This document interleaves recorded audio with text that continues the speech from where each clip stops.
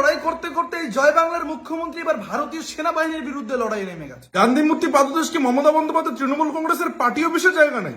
আজকে নিজেকে বাঙালি বলতে ঘেন্না হচ্ছে। এই কি পশ্চিমবাংলার মুখ্যমন্ত্রী, বাংলাদেশের মুখ্যমন্ত্রী, জয় বাংলার মুখ্যমন্ত্রী? ভাবতেও অবাক লাগে, যেখানে পশ্চিমবঙ্গের একজন ভারতীয় মুখ্যমন্ত্রী হয়ে সেনাবাহিনীকে বলছে তাকে দেখে নাকি 200 জন সেনা ভয়ে পালিয়ে যাচ্ছে। গতকাল মমতা বন্দ্যোপাধ্যায়ের একটি বক্তব্য আপনারা সোশ্যাল মিডিয়া আপনারা শুনেছেন, তবু আপনাদেরকে আরেকবার শোনাচ্ছি, আপনারা শুনুন। গান্ধী মূর্তি পাদদেশে মমতা বন্দ্যোপাধ্যায় কি বলেছে সেনাবাহিনীকে, শুনুন। প্রায় 200-র মতো আর্মি তারা আমাকে দেখে ছুটে পালাচ্ছিল।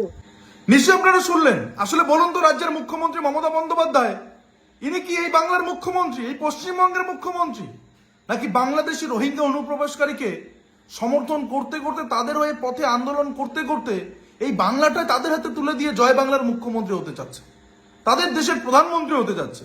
আপনারাই বিচার করুন তো। যেখানে ভারতীয় সেনাবাহিনীকে নিয়ে এই ধরনের মন্তব্য করেন, লজ্জা হয় আমরা কোন বাংলায় বসবাস করছি।